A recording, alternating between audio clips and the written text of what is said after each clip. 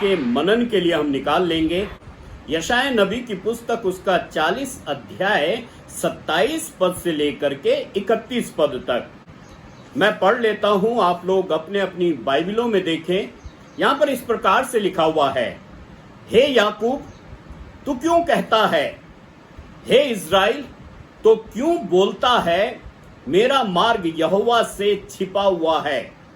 मेरा परमेश्वर मेरे न्याय की कुछ चिंता नहीं करता। क्या तुम नहीं जानते, क्या तुमने नहीं सुना? यहोवा जो सनातन परमेश्वर और पृथ्वी भर का सृजनहार है, वह न थकता है न शर्मित होता है। उसकी बुद्धि अगम्य है। वह थके हुए को बल देता है और शक्तिहीन को बहुत सामर्थ्य देता है। तरुण तो थकते और शर्मित हो जाते हैं और जवान ठोकर खाकर गिरते हैं, परंतु जो यहोवा की बाट जोहते हैं वे नया बल प्राप्त करते जाएंगे। वे उकाबों के समान उड़ेंगे, वे दौड़ेंगे और शर्मित ना होंगे, चलेंगे और थकित ना होंगे। परमेश्वर अपने वचन पर आशीष दे। परमेश्वर का धन्यवाद हो इस सुंदर वचन के लिए। मेरे प्रियो, यशाया उसका 40 अध्याय उसके 27 पद से लेकर के 31 पद तक हमने पढ़ा। और यहां पर अगर हम यशाया 39 और 40 अध्याय को अगर हम इसका अध्ययन करें तो इसमें एक बहुत बड़ा समय है। लगभग 150 सालों का ये समय है। इज़राइल और यहूदा एक ऐसी परिस्थिति में है जबकि वो बाबुल की गुलामी में चले गए। अनाज्ञाकारिता के कारण परमेश्वर ने उनको गुलामी में जाने दिया और अब वो समय आ गया है जबकि परमेश्वर की सामर्थ के द्वारा अब वो गुलामी से छुटकारा पा करके वो दोबारा पुनः स्थापित हो जाएं। मेरे प्रियो, यहां पर परमेश्वर का वचन 40 अध्याय के अगर हम पहले ही पद से अगर हम पढ़ें तो वहां पर आश्वासन देता है। और जब ये आश्वासन देता है कि तुम्हें इस बात की चिंता नहीं करनी है कि परमेश्वर अपने लोगों को भूल गया है। मेरे प्रियो, अगर हम निर्गमन उसका 4 अध्याय उसके 22 पद को पढ़ें तो यहां पर लिखा हुआ है, और तुम फिरौन से कहना, यहोवा यूं कहता है कि इज़राइल मेरा पुत्र वरन मेरा जेठा है। मेरे प्रियो, यहां पर इज़राइल की एक प्रथा थी और प्रथा इस बात को बताती है, ये रीति इस बात को बताती है, जो परिवार में जो जेठा पुत्र होता था उसको जेठा होने के कारण दूना भाग दिया जाता था। दूसरे भाइयों के बराबर नहीं बल्कि जेठे को ज्यादा दिया जाता था, बल्कि दुगना दिया जाता था। चाहे वो अच्छाई हो, चाहे वो आशीष हो या दंड हो। कई बार जब एक परिवार में 2 भाई होते हैं, अगर वो कुछ ऐसा कार्य करते हुए पकड़े गए जो कि माता पिता को पसंद नहीं है, या कुछ वो बदमाशी करते हुए पकड़े गए, तो हम ही परिवार में देखते हैं कि बड़े को मार या डांट ज्यादा पड़ती है। वो इस कारण कि तू बड़ा है, वो छोटा है, तुझे देख करके वो कार्य करता है। तो इज़राइल में भी यही प्रथा थी। और यहां पर परमेश्वर का वचन हमें ये बताता है, अगर हम यशाया को पढ़ें तो जब इन्होंने परमेश्वर के खिलाफ काम किए, जब परमेश्वर की आज्ञा का उल्लंघन किया, तो बाबुल की गुलामी में परमेश्वर ने इनको जाने दिया और एक लंबे समय तक वो बाबुल की गुलामी में रहे। और अब समय आ गया है कि उन्होंने जब प्रार्थनाएं करी, तब परमेश्वर का वचन कहता है कि अब समय आ गया है कि वो तैयारी करें और यरूशलेम में पुनः स्थापित होने के लिए तैयार हो जाएं। मेरे प्रियो, यहां पर लोगों को दंड के लिए बंधुआ बनाकर बाबुल में ले जाया जाना इस बात को प्रमाणित करता है कि परमेश्वर ने इस्राएल को अभी भी छोड़ा नहीं है। वो अभी भी उसका जेठा पुत्र है और वो उससे प्रेम करता है। मेरे प्रियो, यहां पर परमेश्वर का वचन हमें स्पष्ट रीति से इस बात को बता देता है। अगर 40 अध्याय का उसका 3 पद से आगे पढ़े तो लिखा हुआ है, किसी की पुकार सुनाई देती है, जंगल में यहोवा का मार्ग सुधारो और हमारे परमेश्वर के लिए अराबा में एक राजमार्ग चौरस करो। हर एक तराई भर दी जाए और हर एक पहाड़ और पहाड़ी गिरा दी जाए। जो टेढ़ा है वह सीधा और जो ऊंचा नीचा है वो चौरस किया जाए। मेरे प्रियो, जब एक राजा अपने मार्ग में जाता है तो उसके लिए राजमार्ग तैयार किया जाता है। इन दिनों पूरे भारतवर्ष में अगर हम देखें तो रास्ते बनाए जा रहे हैं, राजमार्ग बनाए जा रहे हैं। एक राज्य दूसरे राज्य को जोड़ रहा है और जब वो एक्सप्रेसवे बनाए जाते हैं तो वो एकदम सीधे बनाए जाते हैं, चौरस बनाए जाते हैं। और परमेश्वर का वचन कह रहा है कि इस्राएलियों का गुलामी से निकल करके यरूशलेम में आना एक ऐसा भव्य रूप में होगा कि एक रास्ता तैयार करो, सारी घाटियां भर दी जाए, रास्ते चौरस कर दिए जाएं, एक ऐसा रास्ता बनाओ जिससे कि पता लगे कि परमेश्वर की संतान यरूशलेम में प्रवेश कर रही है। और मेरे प्रियो, यहां पर परमेश्वर का वचन आगे चल करके अगर हम देखते हैं तो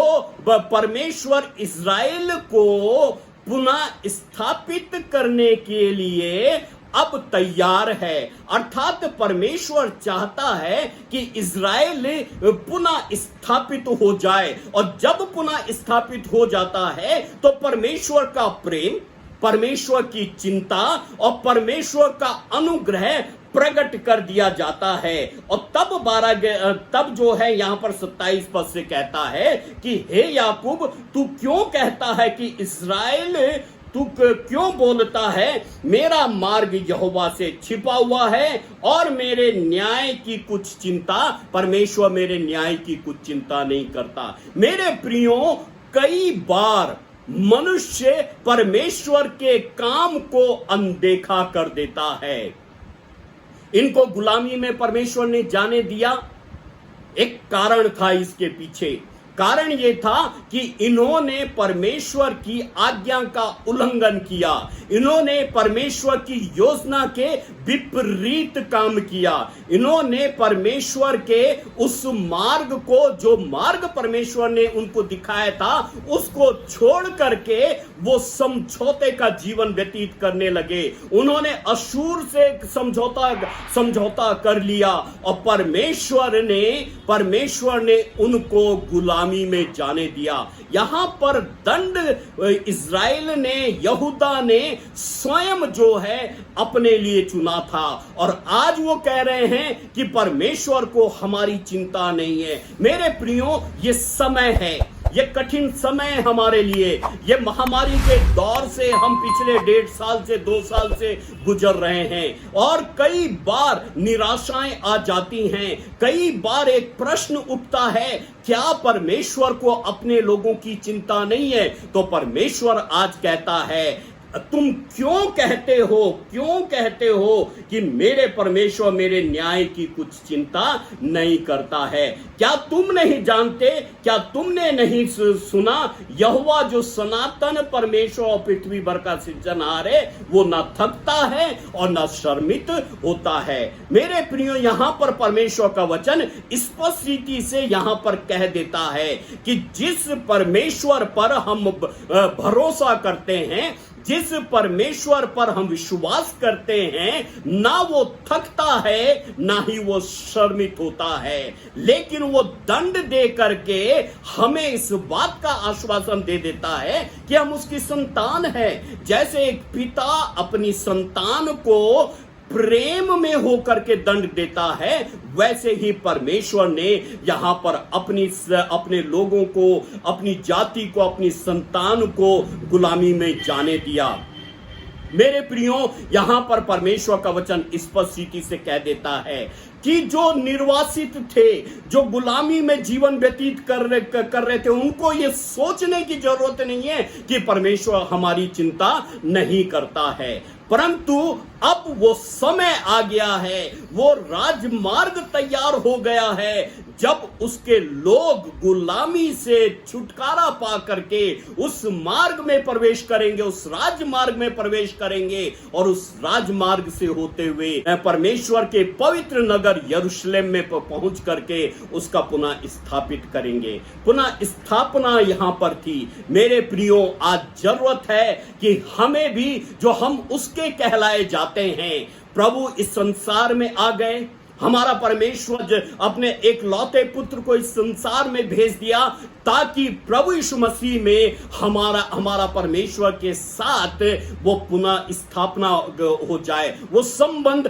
पुनः स्थापित हो जाए। मेरे प्रियो, आज हमें सोचने की जरूरत है, क्योंकि परमेश्वर का वचन कहता है कि जिस पर मैं विश्वास करता हूं, ना वो शर्मित होता है ना वो थकता है, बल्कि वो हमसे प्रेम करता है। वे लोग जो अपने शक्ति पर भरोसा रखते हैं असफल होते हैं। इसका कोई महत्व नहीं है कि वो कितने योग्य दिखाई देते हैं। मेरे प्रियो, यहां पर परमेश्वर का वचन कहता है, लेकिन जो परमेश्वर पर भरोसा रखते हैं वे लगातार उसकी सामर्थ्य के द्वारा बलवंत होते चले जाते हैं। क्योंकि यहां पर परमेश्वर का वचन स्पष्ट रीति से कहता है, यहां पर तरुण तो थकते और शर्मित होते हैं और जवान ठोकर खाकर गिरते हैं, परंतु जो यहोवा की बाट जोते हैं वे नया बल प्राप्त करते चले जाएंगे।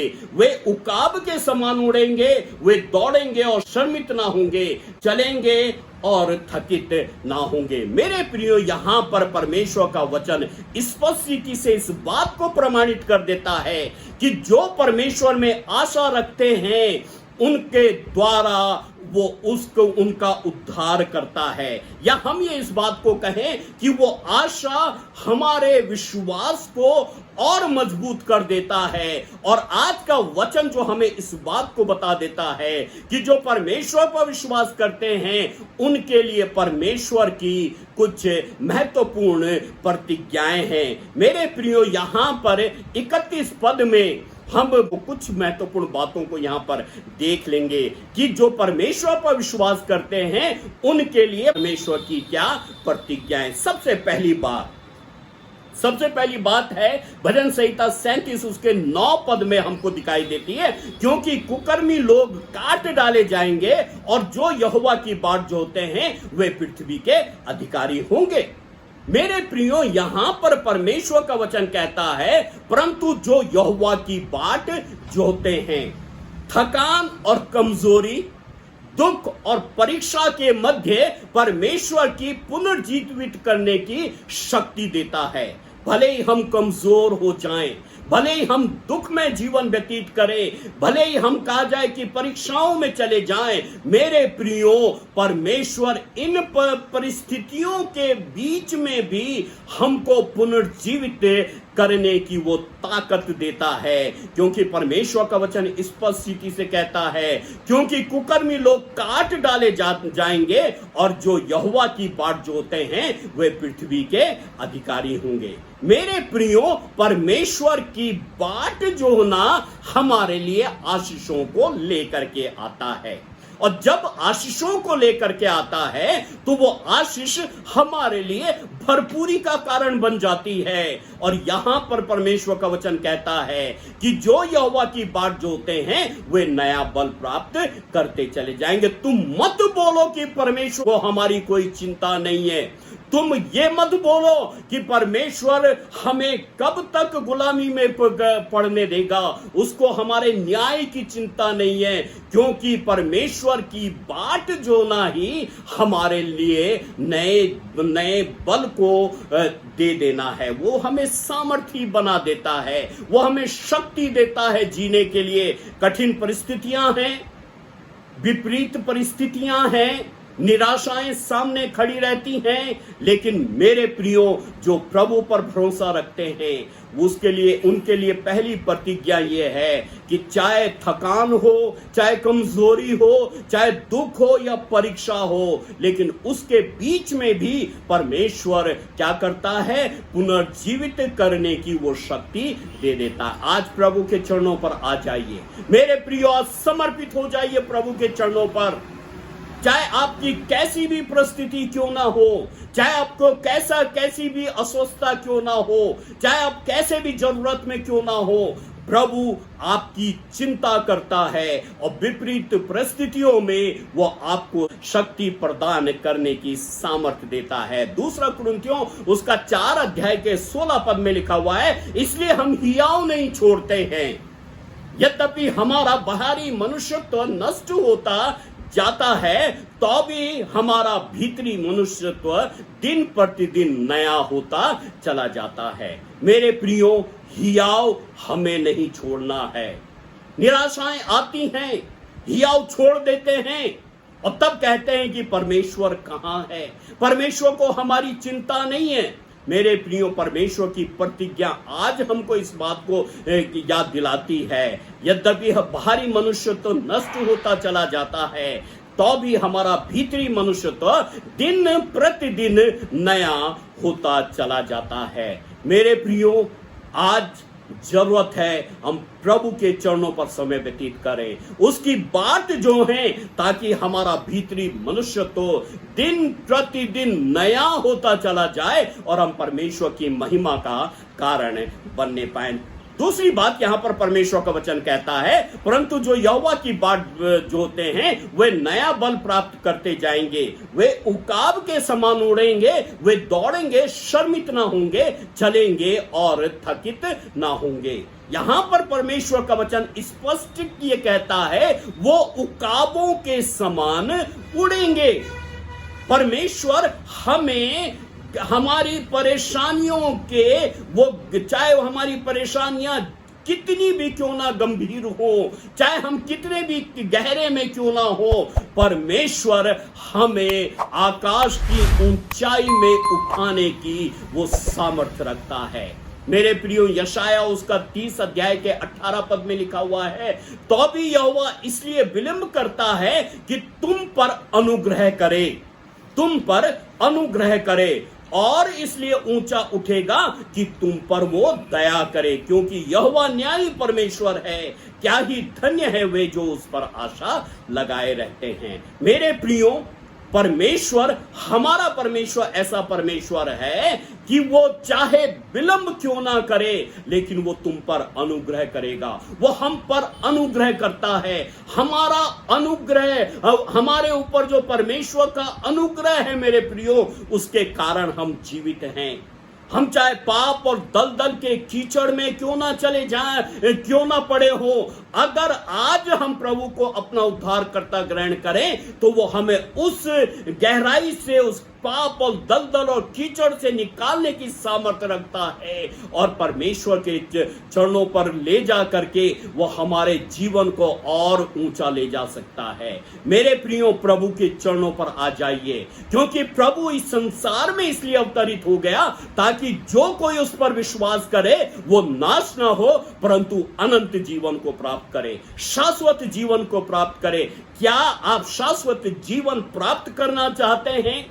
मेरे प्रियो, शाश्वत जीवन अगर आप प्राप्त करना चाहते हैं, प्रभु के चरणों पर आ जाइए, प्रभु को अपना उद्धारकर्ता ग्रहण करिए, पापों से पश्चाताप करिए और अपने जीवन का मूल्यांकन करके उन गहराइयों से जो है प्रभु को अगर पुकारेंगे, प्रभु हमारी सुनेगा।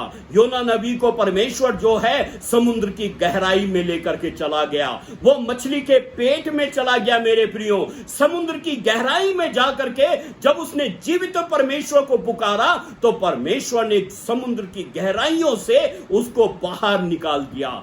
आज वही परमेश्वर हमारा परमेश्वर है, वो हमको ऊंचे उठने की वो योग्यता दे देता है, लेकिन शर्त यह है प्रभु के चरणों पर आ जाएं, अपने जीवन का मूल्यांकन करें।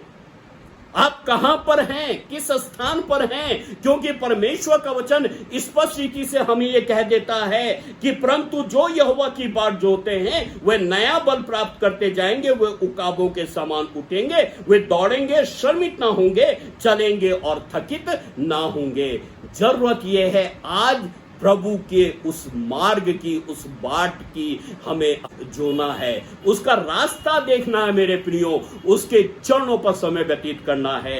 वो हमको जो है उस हमारे जीवन को ऊंचाइयों पर ले जाना चाहता है, वो आशीषें हमको देना चाहता है। मेरे प्रियो, क्या आप तैयार हैं वो आशीषों को प्राप्त करने के लिए? तो आज प्रभु के चरणों पर आ जाएं। तीसरी महत्वपूर्ण बात यहां पर परमेश्वर का वचन कहता है, वो उकाबों के समान उड़ेंगे, वे दौड़ेंगे और शर्मित ना होंगे, चलेंगे और थकित ना होंगे। मेरे प्रियो, तीसरी बड़ी महत्वपूर्ण बात यहां पर परमेश्वर का वचन कहता है, थके हुए आत्मिक दौड़ और परमेश्वर की ओर से देर में बिना मूर्छित हुए नियमित रूप से हमें आगे चलने की वो योग्यता देता है। इसका मतलब क्या है?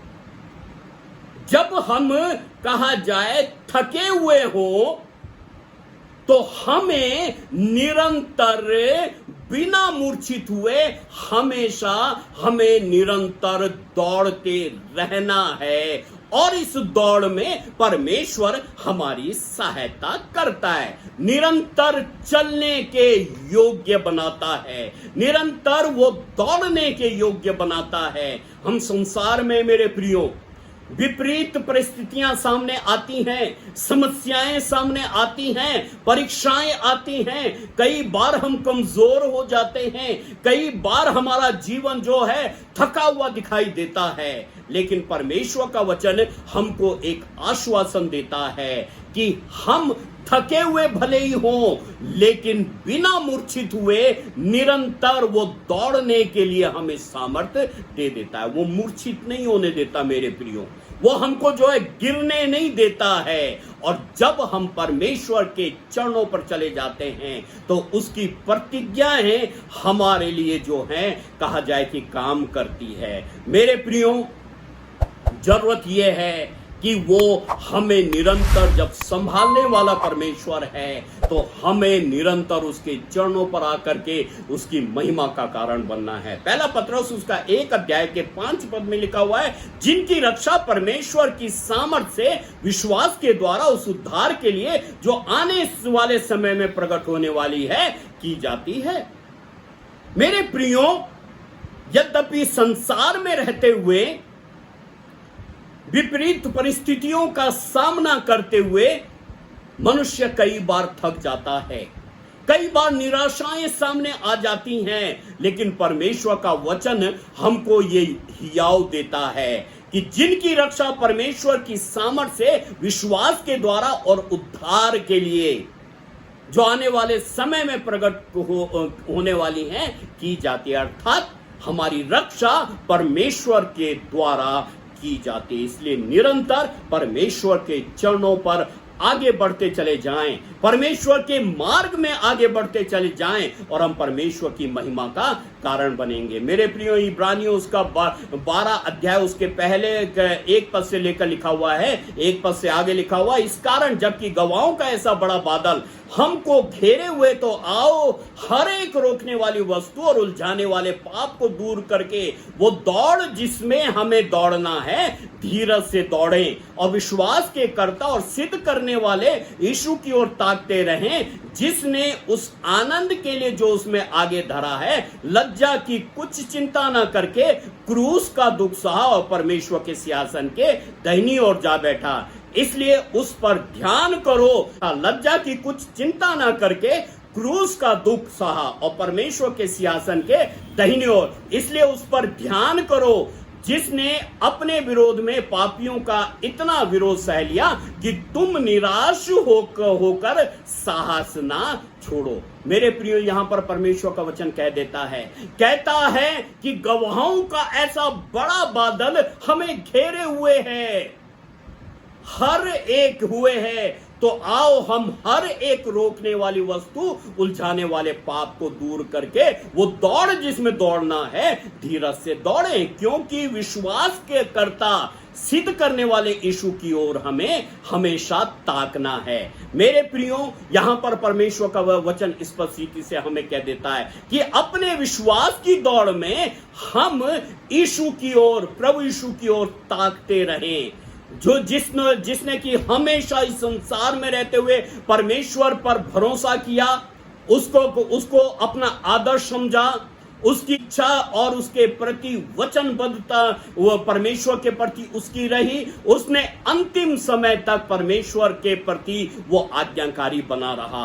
काश कि हम भी प्रभु के जीवन में के अनुसार अपने जीवन को व्यतीत करें और प्रभु के जीवन के अनुसार अपने जीवन को व्यतीत करते हुए उसके समान अंत के समय तक आज्ञाकारी बने रहें, ताकि परमेश्वर हमें आशीषों से आशीषित करे। हमारी शक्ति, प्रेम, अनुग्रह, दया और सहायता का स्रोत यीशु मसीह की ओर ताकते रहें। उसने हमें एक आदर्श दे गया है, एक उदाहरण दे गया है कि हम निरंतर परमेश्वर के चरणों पर चलते रहें और परमेश्वर की महिमा का कारण बनते रहें। मेरे प्रियो, यहां पर परमेश्वर का वचन जो स्पष्ट से हमको बता देता है कि जो परमेश्वर पर विश्वास करते हैं उनके लिए ये प्रतिज्ञाएं हैं, और ये प्रतिज्ञाएं हमें निरंतर परमेश्वर के मार्ग में आगे बढ़ाती हैं और आशीषित करती हैं। परमेश्वर